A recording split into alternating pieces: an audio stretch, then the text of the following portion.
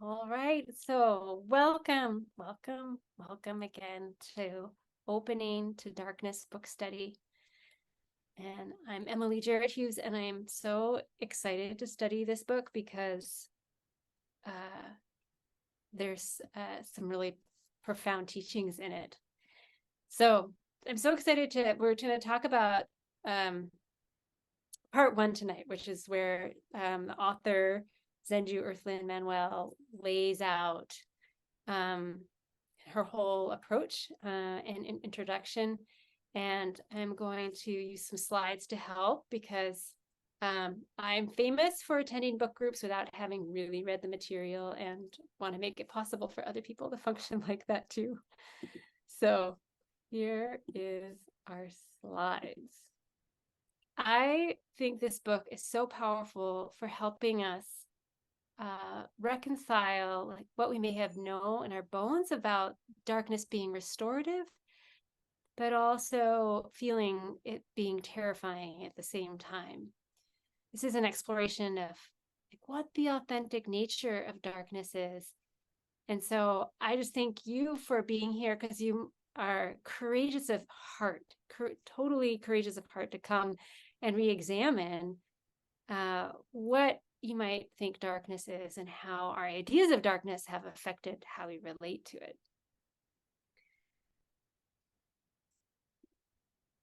These are some of the gifts that I hope that this book can awaken in us. So through this 8-gate pathway, we're going to get an expanded understanding of the nature of darkness as the transformative soil of our lives. And for her, that consequence of that is to live with less fear, the less afraid of the darkness. And because she is a Black woman, she will talk a lot about darkness and Blackness as one. So, and is really seeking to awaken love for darkness and Blackness of equivalent strength to the love we have for light and whiteness. And this is part of why I think this book is so exciting, to really make the connection to relating to the dark and how much we need that for helping with bird migration and light pollution and like our body regulation, but also that it's related to the anti-racism work and social transformation work, and just bearing this time. I learned a new word this week, polycrisis, that there's just so many crises happening. This book is meant to inspire wonderment, like that curiosity. I wonder what's happening in dark experiences, and the ability to live fully despite darkness. So here's what we'll do today. We're going to talk a little bit about the author, the teachings surrounding this book, my grounding, like why am I leading this? And then some of the key themes from part one. What do we mean by darkness here? How do we want to be with darkness? A little bit about sacred transmissions about darkness. And then I'm going to introduce the mandala of 8 gateways that she offers for being with the absence of light. And finally, we'll end with a closing meditation, or importantly, it's a kind of an essential integration. So, oh, her photo left. I had such a sweet photo of here too. I'm sorry. So we have just a photo of the book here. But you can picture a woman, a Black woman with shaved head and Zen robes in the New Mexican desert with a beautiful calm smile on her face. She's a poet, author, ordained Zen priest, and medicine woman of the drum. So she was born in LA and lived in the San Francisco Bay Area, now is in New Mexico, and has drawn a lot from Native American spirituality, and very much also her ancestors are from Haiti, that very much influences how she shows up, how she weaves it together. And there's a couple foundational teachings, groundings that just are themes or assumptions that she's teaching from throughout the book. And I wanted to just name them here. One is appreciation for the interrelationship with everything in the world. Everything is interrelated. So including suffering. And if like we can't have no right hand without a left hand, we can't have good without bad, we can't have suffering and dark without light, or we can't have light without suffering and dark. That's a very strong Buddhist teaching. And what's interesting is I'll talk a little bit more in a moment about the Buddhist teachings that are through here, but she's very dedicated to weaving the fragmented traditions together. So she's both a bearer of the integrity of traditions, and also this book is very intuited by her dialogue with ancestors, her intuition and guidance. But a big foundational theme here is darkness and blackness are one. There's a lot of books out there written about darkness and how beneficial it is, but very few written by Black people. And I think that's just a really exciting lens to hear it from her point of view about the experience of being in dark skin, as well as living through dark experience. And also, part of what's special about this book too is that we're not getting caught in just like the cozy part of darkness. I mean, I really do love the cozy part of darkness. My daughter has a headache right now and she's taking refuge in a dark room. Like, we like that. But she's really wanting to make sure we also reconcile with like the hard part of darkness, and dark experiences, and how darkness, our discomfort with darkness gets transferred onto discomfort with dark people, dark experiences. So very exciting that that's part of this book. And finally, she has this like in the bones trust. It feels like sometimes it just rings like a bell in this book, that darkness is the womb in which we awaken. And so we'll talk more about all of these as we go. I'm going to just introduce a little bit about myself. So I'm a Qigong healer and dance teacher, wisdom teacher. All of these teachings that I carry became important to me because as I grew up, I was so often crippled by the weight of the dark history, the dark experiences, the suffering in our community. How do I bear that? And I, without just becoming overwhelmed with the suffering. And I got sick along the way, but in the end, dance and Qigong were very strong teachers for me for understanding how to be with it.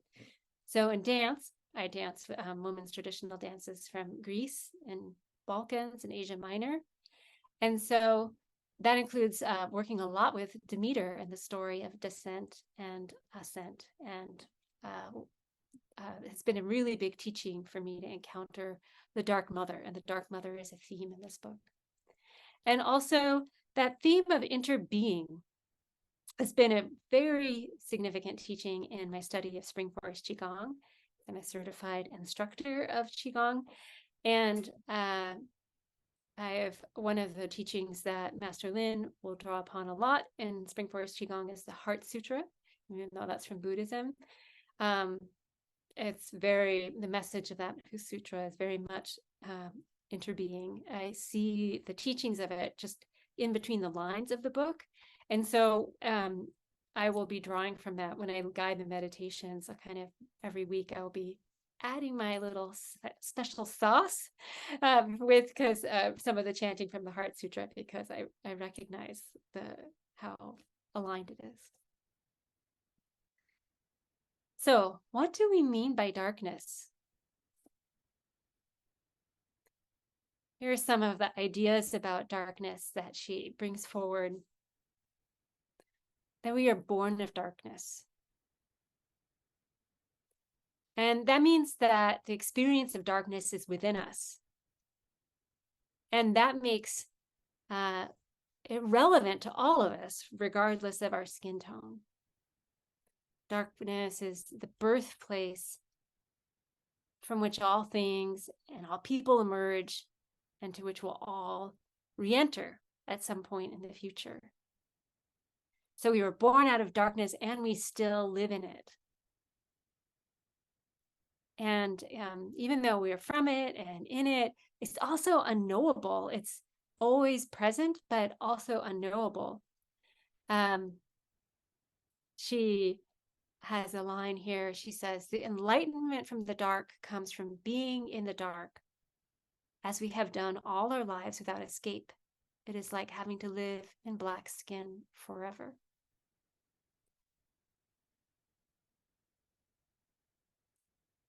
She will, so that origin of us in the dark is also very womb-like. And she'll even kind of develop this further as we go through the gateways, that it's its own sort of light, a different kind of light, a dark light, something that we can only sense from within, like the light of the soul.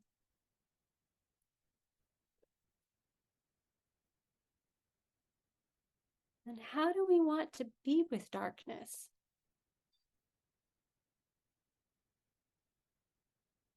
So a couple different times will talk about our need to grow beyond the primal screaming as our habit way of being with the darkness.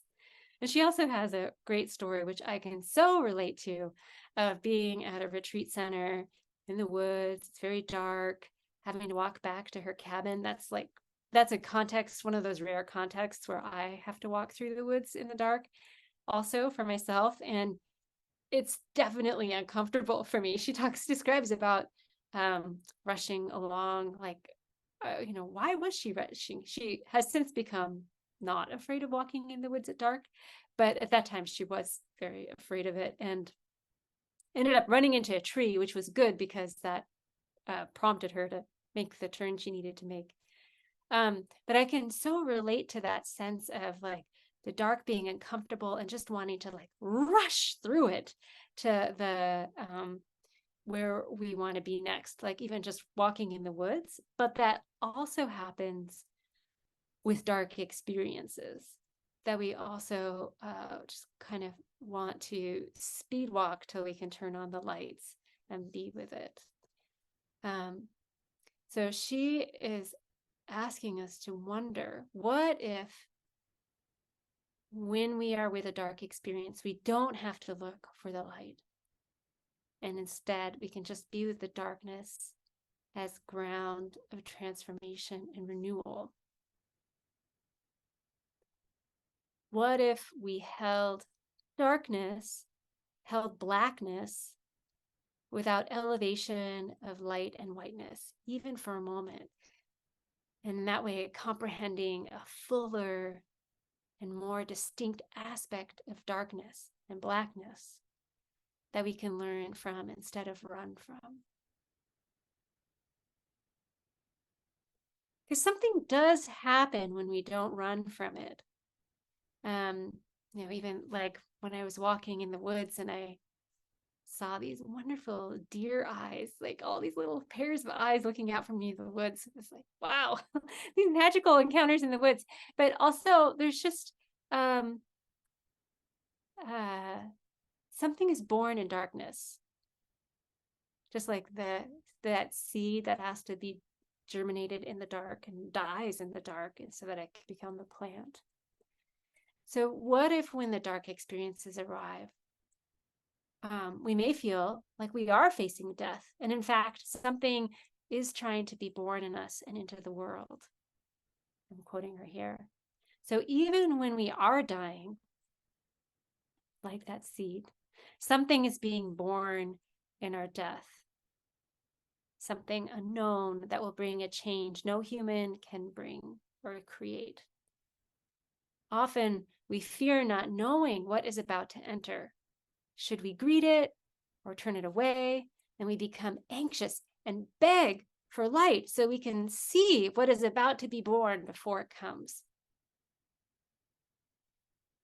But that's kind of like ripping open the chrysalis of the caterpillar before it's finally formed a butterfly.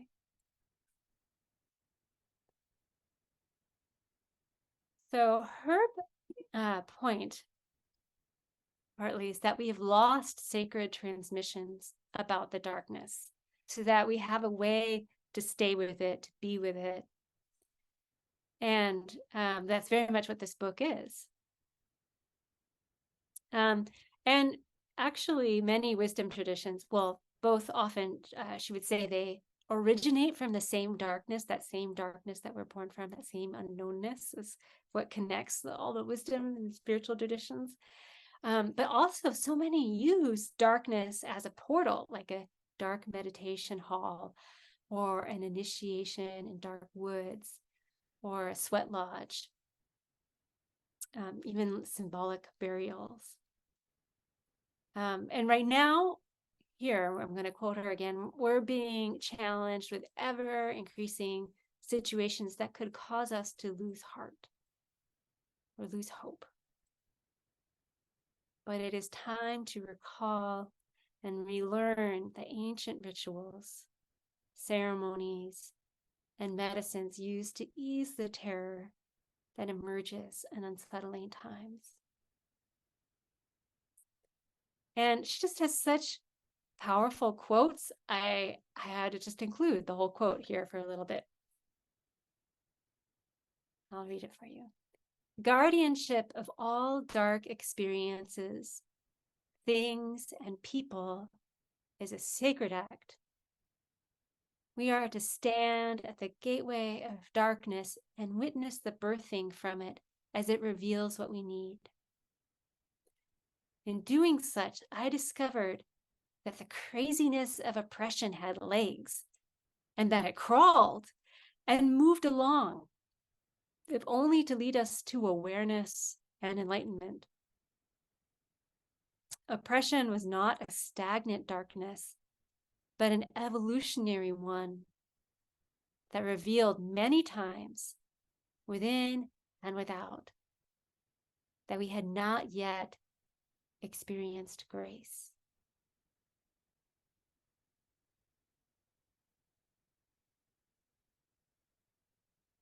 That last line has been really significant for me lately as more hard things have been happening around us. You know, how that darkness reveals that we have not yet experienced that fullness of grace. Here's one other line. If we learn how to dwell in darkness, and for some of us that includes being in our dark skins, we are less anxious about the lack of light, lack of goodness, lack of anything, period. Even when harmful forces are at work in our minds in dark times, our bodies will lead us, if we let them, to the birthing. Whether we like or dislike what arrives in darkness is superficial. What and who inevitably appear in the world do so for the sake of healing, transformation, and awareness.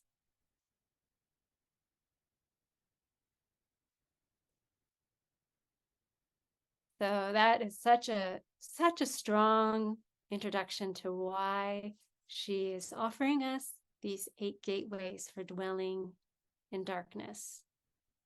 So that is what I'm going to talk about next. The 8 gateways. The subtitle of the book, Opening to Darkness, is 8 Gateways for Being with the Absence of Light in Unsettling Times. And she arranges these gateways as a mandala. There's maybe a couple different times where she illustrates that in the book and puts some tables around it. I'm going to summarize it here. But most important, she keeps on saying, you or I, we are the mandala. It's not about setting out like a really complicated setup of candles and stones. And the most important part is that we are seated on the earth. And so you can be as you are right now. The best way to prepare for the coming sessions is to have yourself seated as close to the earth as possible, maybe closer than you normally do. Like I can sit on the floor for meditation, but I don't always, but I will make an effort. It's a little bit harder for me with my lighting and screens and all of that. But feel that earth connection. And of course you can feel that with your seating in a chair too, with your feet on the ground. Each time we will face a different direction. So she evokes different directions and elements. We'll kind of go around the circle one way and then we'll return back the other way. Kind of one part, a little bit of an inner journey, and then again, a little more outer journey. And she overlays these 8 gateways with Buddha's 8-fold path for the cessation of suffering. And that's her inner architecture. Sometimes I think, oh, I could just read this book like 5 times to like really appreciate the way that's architecture, that how that's true. I don't think we need to geek on that totally, but I think it's interesting to know her grounding.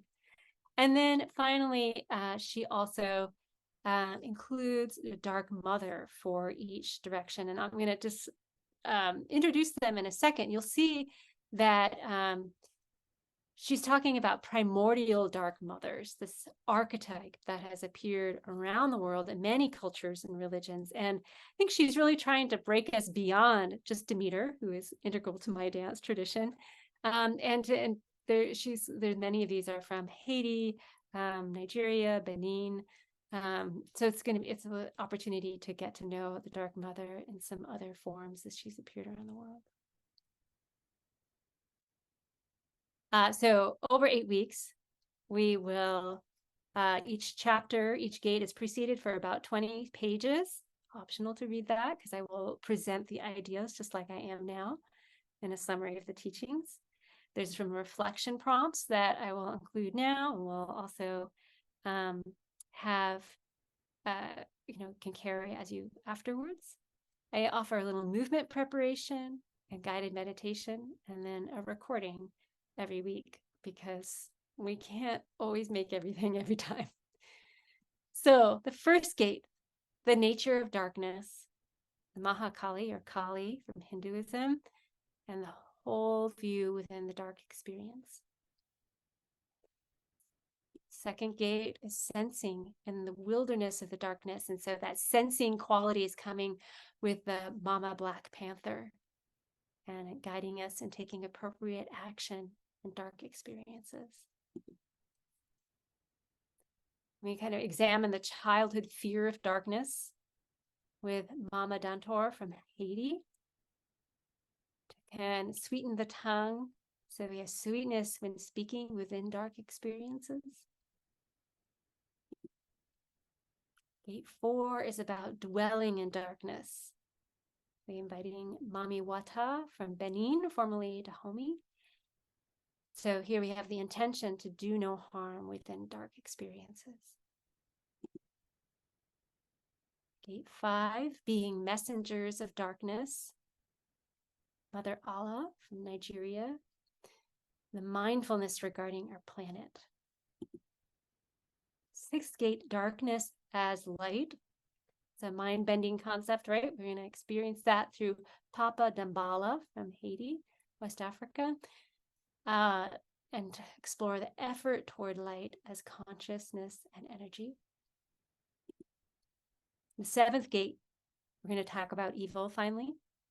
Understanding evil and darkness through Mama Erzuli Jeru, another Haitian dark mother. And the Buddhist grounding is the livelihood for the wellness of all. And finally, the 8th gate, celebrating the darkness of death and rebirth with Mama Brigitte very similar to St. Bridget from Ireland. And the focus also is on meditation as listening.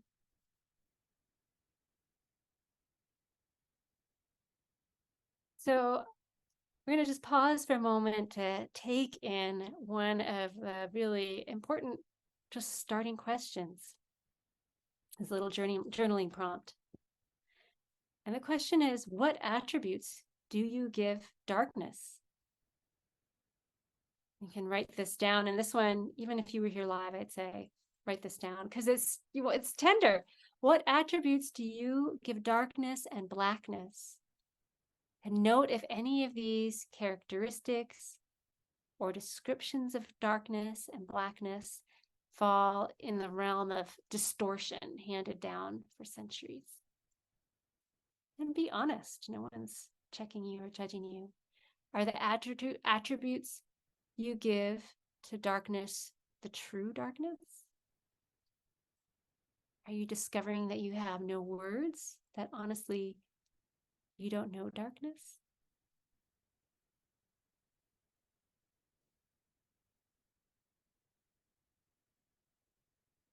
A few minutes to journal on this topic.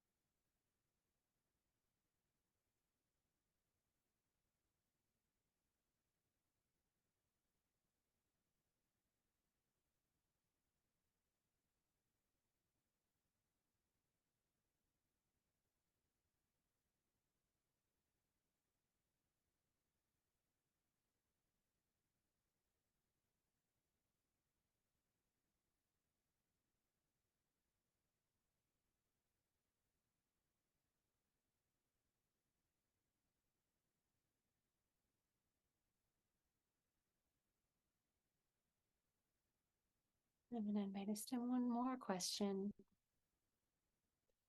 How do you honor darkness?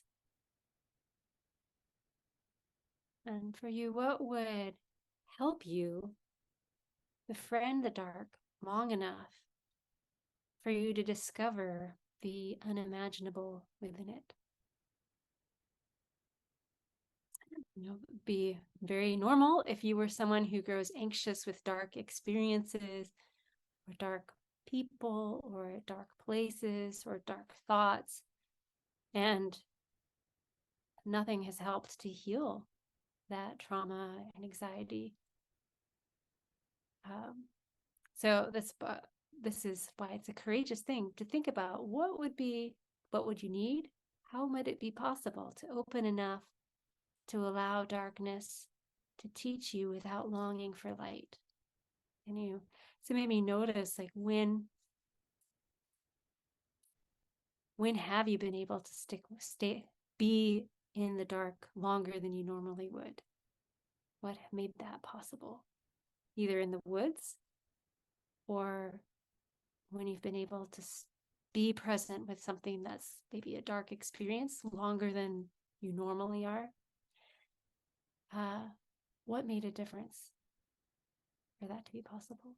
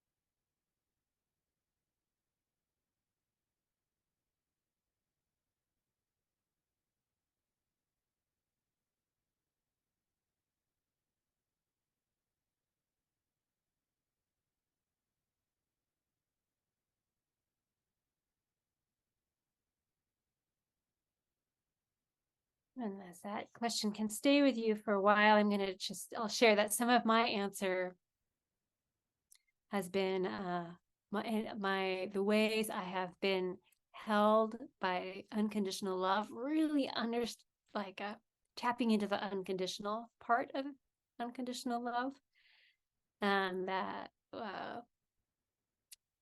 and gratitude have made it possible for me to feel like I have a resource to offer. And so I guess I will hope to offer as I guide us through these gateways, my love and my support. All the time that several times throughout the book, she'll say, here are some guided meditations, because every gateway ends with a meditation to integrate it. And so often I'll read that that meditation, and I will think, well, that was nice, like kind of reading a meditation for oneself in a book. And she says, if possible, have a guide read it for you. And then I also just can't help, but I will be reading them for you with enhancement to bring all that I know that has been able to hold me, guide me, support me through the dark. So I'm going to stop sharing my screen and guide us in a short meditation now, because this opening session was about covering a lot more ground. The other classes will have more time focused on the meditation. What I'm going to do is read a poem that is it's a poem that she wrote shortly after George Floyd was murdered. And has very strong this call to fall down to the earth. So I'll read this poem, and it's a great way to prepare us for creating that seat in the center of the mandala that has us on the earth and grounding in the earth. So we're going to start first with a little bit of Qigong bouncing. And just my screen.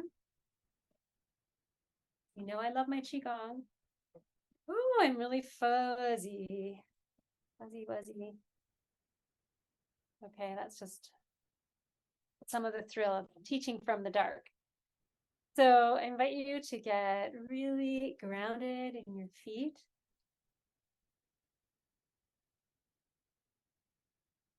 Take a breath in through your nose, like breathing up from the earth into your feet, up to the top of your head, and then exhaling from the top of your head into your feet and into the earth. Again, breathing like that.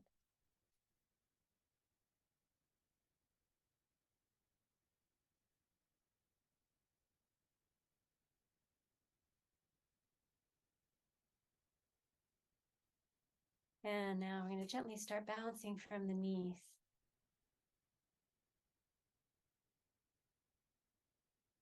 Keeping that breath in through the nose, out through the mouth. This breath is helping us detoxify our body. The bouncing is helping us detoxify the body.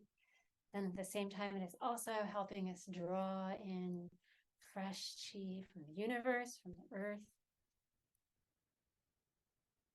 That's why we're realigning ourselves with the earth's energy.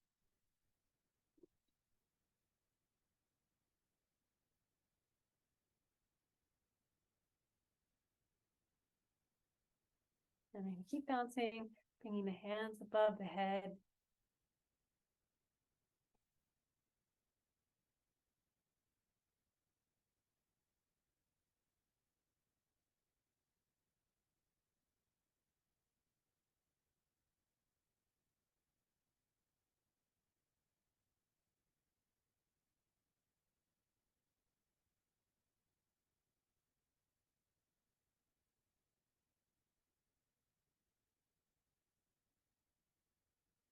And bring them down. And we're going to just bounce side to side for a moment.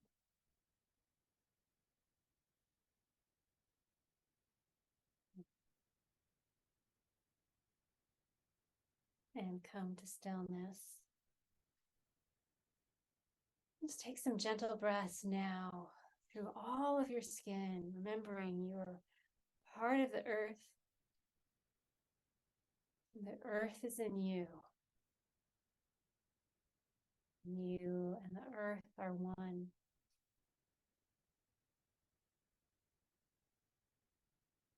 You're in the universe, and the universe is in you. You and the universe are one. I'm going to bring our hands now up above the head like we're holding a ball of energy. This is a movement we practice in Qigong called connecting heaven and earth. And we simply bend the knees on the inhale, sinking our roots into the earth. And exhale, straightening up. So inhale, sinking into your roots, 9 feet into the earth. Straightening up into that dark earth, dark, heavy earth. That is so supportive, grounding, nourishing.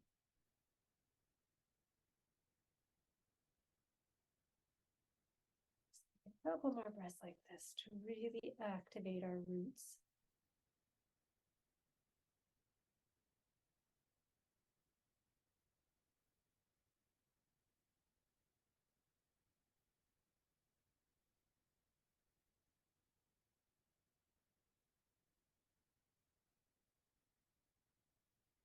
Coming back to standing. Good breath. And gently bring your hands down slowly. And find a seated position where you're really on the ground. Feet on the ground, if not bottom on the ground.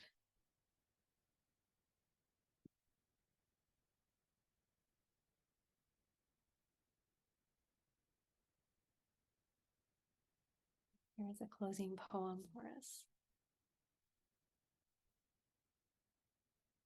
Darkness is asking to be loved.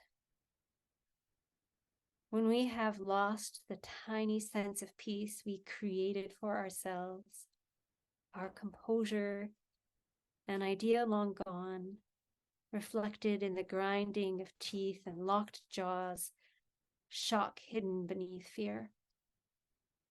Holding shoulders up to meditate while sliding off, I invite you to fall down on the earth.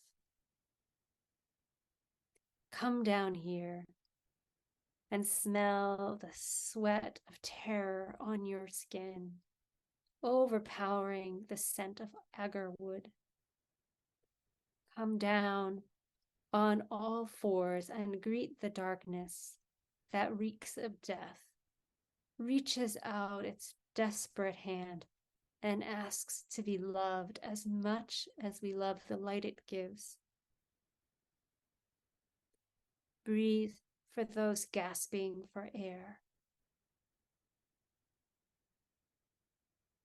Come down here on this earth, each scream a bell that can never stop ringing. Bury your face in the mud of this intimate place, in shared disease and tragedy. If you have nothing to say, now is the time for the deeper silence honed that does not apologize or seek something kind to say. And yet the deeper silence is not quiet. It whispers in the dark and wakes you from the nightmare. Come down here and be still on the earth. Let loose shame, rage, guilt, grief, pain, and make a river of it, or a mountain, or an ocean. Come down here. Catch the love poems hidden in the shouting. Watch the unfolding of the seasons from the ground. Look up at the sky. And when it hurts from being down here so long, roll over and see what you couldn't see from the other side. Breathe out loud, no particular posture needed. Fall down onto the earth. Fall off your cushions. Come down here, where the only lullaby tonight will be the sound of your heart drumming the songs you were born with.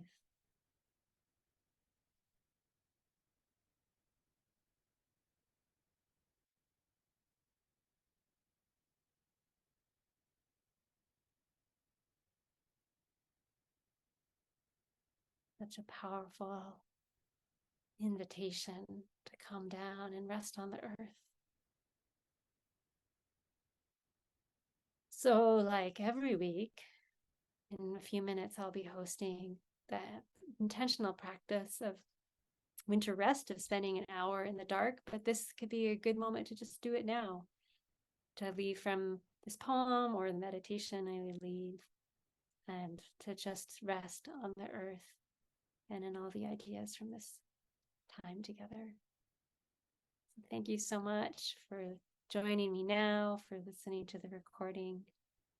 I love you, and I wish you a beautiful night.